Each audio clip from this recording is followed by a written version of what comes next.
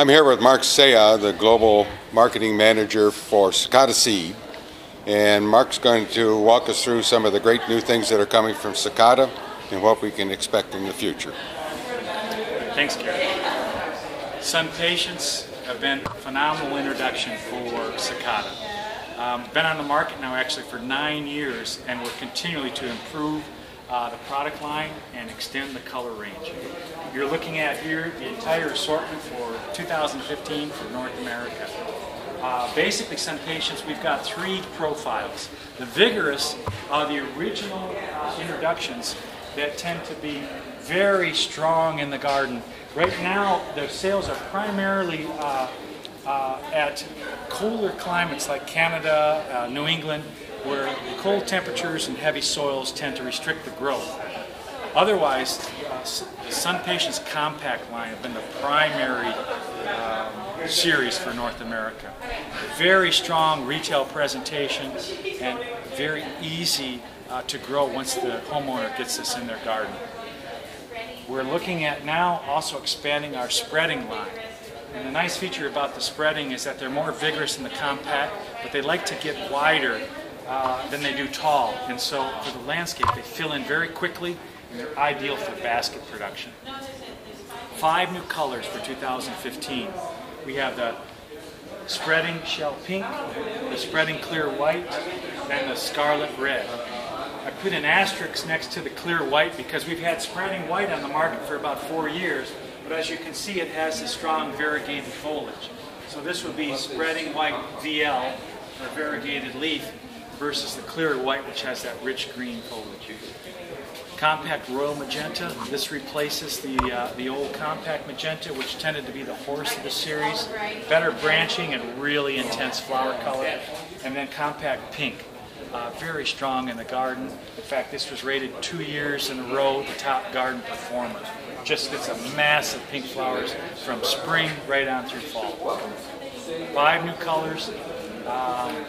And a full assortment for North America. I got to tell you, in my travels around, like to Lucas in the summer and other places, I see these SunPatiens planted outside in their landscape around their buildings, and they're just really most impressive. Yeah. Most impressive. The versatility of SunPatiens, sun or shade, rain or shine. You can see the gardens we planted around here to try to illustrate that point.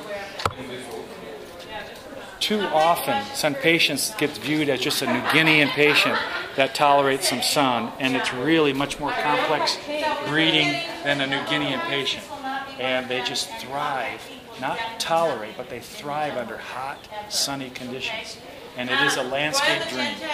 And they're downy mildew resistant. Absolutely, downy mildew resistant. That's great. Okay, well, the SunPatiens, but I'm here and I see some other gorgeous products. What would you say would be your number 2 push from Sakata? Let's go take a look. Calipetite is one of the fastest growing vegetative items in North America. It actually now exceeds vegetative petunias for the amount of sales. One of the things that we have here is Calipetites. Calipetites were introduced last year, and we know what the kind of calisthenics a grower has to go through to have a product like this ready at retail. Calipetites are very grower friendly in that there's no PGRs, no supplemental lighting to have this type of high impulse retail item. The retailers love it because obviously it has a strong retail presentation with excellent shelf life, but it also ships well. You can see here on the carts how well it presents and the attractiveness that has for the consumer. The other thing, we've had a number of retailers look at Calipetites to develop little mini planters and color bowls and window boxes. One major retailer had high 90% sell-through on this product. It was their leading sell-through product for them. Saved their little their combination program. On the end user, well, what does it mean for the end user? A few years back, Plug Connection did a big trial with all the breeders' Calipetite, 80-some varieties that were trialed at the time. At the end of that trial, we asked for our Calipetites back, and we wanted the 5 best traditional Calipetite as rated by the visitors. We then put those planters on a patio in Fallbrook. And this is how the result after 8 weeks. You can see the Calipetites in the front row still maintain that very strong mounding habit with continuous flower. The traditional Calibacoas, after 8 weeks, start to fall open, have less color, and not nearly as attractive. Actually, the weakest performer of the Calipetites was the blue, which we replaced this year. Calipetite mid-blue has that matching, very dense habit. What we did here is illustrate what that impact is. So this is what we call a retail-ready program. 3 cuttings, nice little color bowl.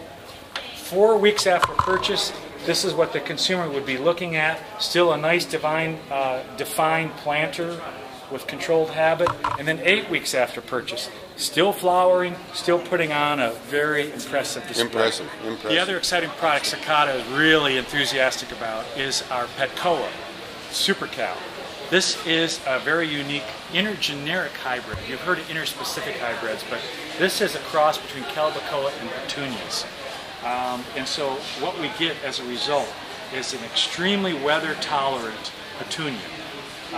We found in trials throughout the South that this is much more heat-tolerant than any Calibacoa or petunia, and yet it still maintains that frost tolerance for the cold, early season aspect. But perhaps more importantly is the rain tolerance. The foliage is a lot less sticky than a traditional petunia, so the flowers will shed after they fall off rather than cling to the foliage, which creates opportunity for disease and botrytis. So the flowers will stay open during the rain, and they also are, they don't get messy like we typically see in a lot of petunias. From the marketing standpoint, there's a lot of confusion over that Petcoa, so we're repositioning this as an any-weather petunia. Rather than getting into the botanical specifics of the intergeneric cross, let's just focus on what the consumer is used to seeing this as just another beautiful petunia, but with very special characteristics and the weather tolerance that far exceeds of just a traditional petunia. We've got some very nice designer colors. Here we're featuring Artist Rose, Salmon Glow, and Violet. But there's a nice broad color assortment, and as you can see, it makes some very impressive combinations. Yeah, and you know, I'm quite familiar like with some of the interspecific breeding with the geraniums and all that. Yes.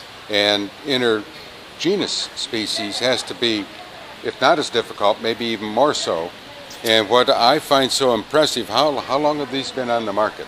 These actually have been on the market now about 6 years. 6 years. But one of the things I would say, Gary, is that where I'm looking at perhaps 3,000 potential new petunias every year as potential introductions, I may be looking at 6 or 7 of these Petcoas, and that gives you an idea of how difficult that kind of breeding is. 6 or 7 only. Potential new introductions. And yet, I got to say, the full range of colors and everything else is most impressive. One thing before we stop is that come over here with me to this. This is Blue Star. We have trialed this for a couple of years now. Obviously, when you get into star pattern, stability is a pretty critical issue. You can see this has a very nice uniformity throughout the plant. It's gorgeous. And when we get under extreme heat conditions, we will see the white be more prominent, but it's still a very strong star pattern. It almost hurts my eyes. Almost hurts my eyes. Well, thanks. And I got to say, you know, I've been up north coming down this way, and what I see at Sakata on the breeding and the products is just most impressive. I think you get my 5 stars. Great to hear. All Great right. to see you, Gary. Good Thank to see you. Thanks.